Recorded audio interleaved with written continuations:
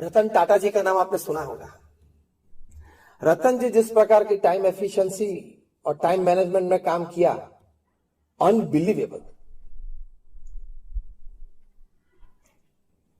80 companies under Tata Sons, 80 company है, 15 से 18 company तो फॉर्च्यून 500 की लिस्ट में। ये टीसीएस वगैरह कंपनी 40,000 करोड़, 60,000 करोड़, 1 लाख करोड़ की कंपनीज है।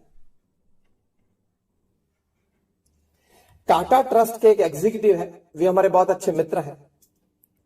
वैसे एक बार बैठे थे, मैंने उनको पूछा कि Ratan ji as chairman of Tata sons, ये बात है 10-12 साल पहले की, तो 80 कंपनी है, तो 80 कंपनी की बोर्ड मीटिंग साल में एक बार होती है, 80 कंपनी की एजीएम्स, एनुअल जनरल मीट्स होती है साल में एक बार, तो 80 दिन तो बोर्ड मीटिंग में चले जाते होंगे, 80 दिन तो एजीएम में चले जाते होंगे, तो 160 दिन तो 365 पैसे मीटिंग्स में चले गए। 52 वीक्स आते हैं, मतलब 52 संडेज आते हैं, तो 160 प्लस 52 तो 212 दिन तो ऐसे ही चले गए 365 में से, मीटिंग और छुट्टी। चलो कोई वैकेशन न ले तो भी एक इतवार तो है। तो मैंने उनको पूछा, रामास्वामी को, कि how is he managing his time. तो इसमें ऑफिस टाइम क्या बचा, ट्रैवल टाइम क्या बचा, मीटिंग टाइम क्या बचा, एडमिनिस्ट्रेटिव टाइम क्या बचा। उन्हें बोला कि स्वामी मैं आपको बताऊं कि Ratan ji how he uses his time. जब उन्होंने बताया, आई फेल्ट के the ground was slipping from under my feet, unbelievable. Ratan ji 4 board meeting एक साथ चलाते हैं, 4 कमरे में 4 बोर्ड मीटिंग चलाते हैं, तो 4-4 मीटिंग चलाते एक बार। मैंने बोला हाउ कैन दिस हैपन।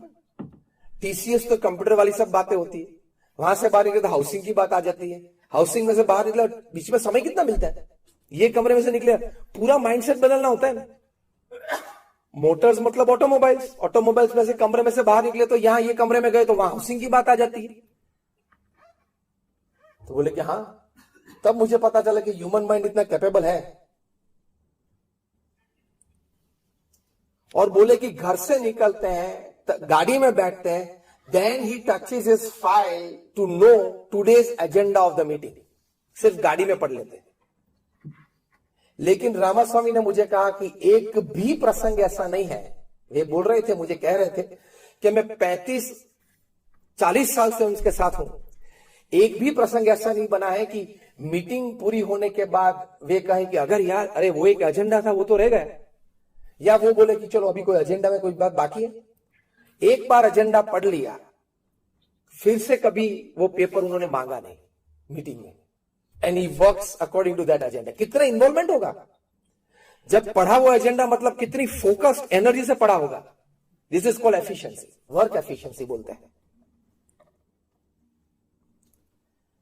फिर मैंने पूछा कि लोग उनको पत्र लिखते हैं? हाँ लिखते हैं, यंगस्टर्स भी लिखते हैं और कोई बिजनेसमैन भी लिखते हैं, गवर्नमेंट में से भी लेटर आते हैं, वो तो इतनी बड़ी कंपनी आते जाते रहते हैं। मैं बोला when does he attend his letters? तो क्या स्वामी जी उसकी कहानी भी बहुत दिलचस्पी है। मैंने बोला बताओ। See how efficiently and time management this people of this level do.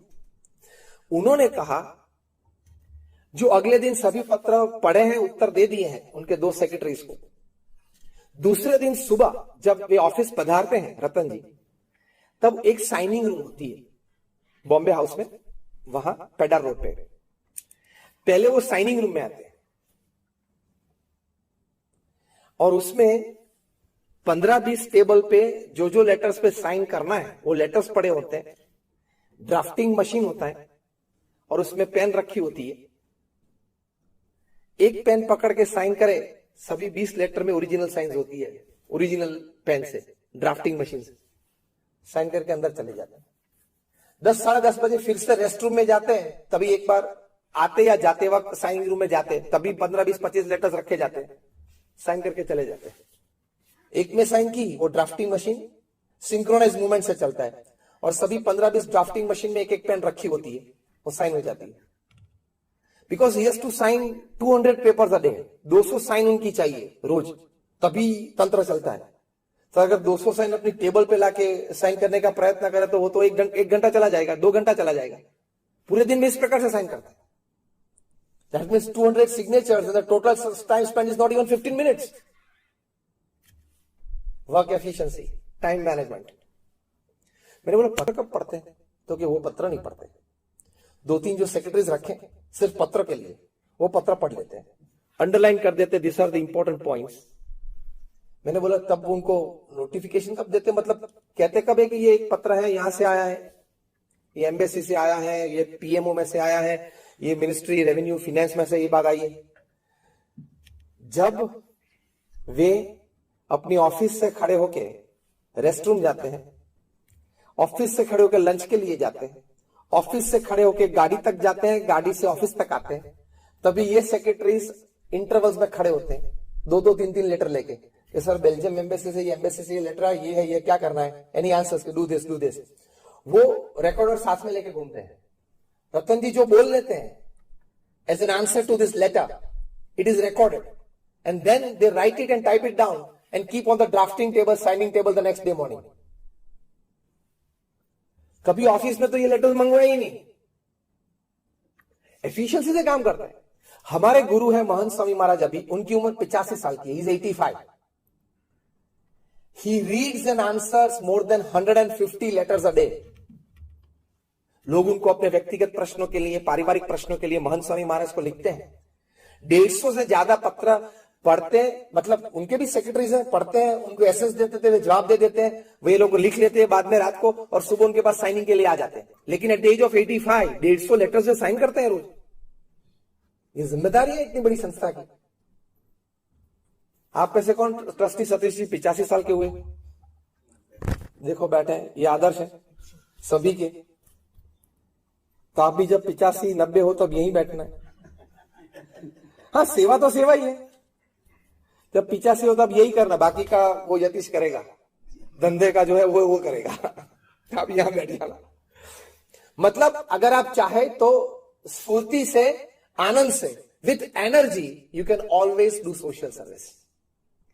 हृदय से अगर हो तो आपकी एफिशिएंसी बढ़ जाती है, टाइम मैनेजमेंट अच्छी तरह से बढ़ जाता है। तो ऐसी बातें, मतलब 80 कंपनीज को कंट्रोल करना, जब वे चेयरमैन थे और 40-50 साल तक वे चेयरमैन रहे। अभी तो वो चेयरमैन एमेरिटस है, एग्जीक्यूटिव चेयरमैन नहीं है रतन जी, लेकिन ये जिम्मेदारी 50 साल तक ये निभाना, वो बहुत बड़ी बात होती है। मलाड में थे, मुंबई का एक सबब है मलाड, वहां थे, बहुत बारिश आ रही थी। वे तो अपनी रोल्स रॉयस में बैठे थे रतन जी, सिक्योरिटी व्हीकल आगे था, एक सिक्योरिटी व्हीकल पीछे था, और सिग्नल पे खड़े थे। उनकी नजर एक कपल पे पड़ी, यंग कपल था, हस्बैंड वाइफ थे, छोटा सा बच्चा था, मतलब 1.5 साल का होगा। उनके पास 2 व्हीलर था, बारिश बहुत थी, पानी भर गए थे, इसलिए उनका व्हीकल बंद पड़ गया। वो किक मारते थे, लेकिन चालू नहीं हो रहा था, और गीले हो रहे थे। वैसे पूरे गीले तो हो ही गए थे क्योंकि मुंबई का बारिश है तो। और जो औरत थी वो अपने छोटे बच्चे को गोद में लेके दौड़ के यहाँ कोई शेल्टर मिल जाए वहां से देखते, शॉपिंग मॉल थोड़ा दूर था, वहां तक वो दौड़ी। ये सब रतन जी ने रोल्स रॉयस में बैठे बैठे पूरा देखा। उनकी आंख में आंसू आ गए, और रतन जी ने अपने आप को प्रश्न पूछा, Why can't every Indian have a car? हर एक भारतीय को एक कार चाहिए। और दूसरा वाक्य वे बोले, Every Indian must have a car and I will give a car to every Indian for just 1 lakh rupees. Middle class, lower middle class को। और इस विचार में से जन्मा टाटा नैनो। सक्सेस स्टोरी उसकी प्रैक्टिकल मार्केट में प्लस माइनस कम ज्यादा वो एक दूसरी बात है, लेकिन एक संकल्प, एक भावना, एक काम और एक लोग और समाज के प्रति कुछ करने की भावना। अब अपने काम में ही उलझे हुए थे, इतनी बड़ी कंपनी चला रहे थे, उसके बीच एक नया विचार इस प्रकार का आना और ये दर्जे का आना, मतलब ये निस्वार्थ सेवा। तो जो मैंने तीसरी बात बताई थी कि आपकी वर्क एफिशिएंसी और टाइम मैनेजमेंट बढ़ जाएंगे जब आप कोई निस्वार्थ भाव से सेवा करेंगे। क्यों? कि निस्वार्थ भाव से सेवा करेंगे, आपके स्ट्रेस लेवल्स नीचे रहेंगे। Selfless service has the power to reduce your stresses. This is scientifically prove, experimentally, clinically proved है कि आप जब निस्वार्थ भाव से सेवा करते हो, कोई अपेक्षा के बिना, कोई भी संस्थान, छोटी मोटी, कहां भी आपको मन है, तो आपके स्ट्रेस लेवल्स, तनाव के लेवल्स कम हो जाते हैं, तो आप दूसरे दिन ज्यादा फ्रेश रह जाते हो।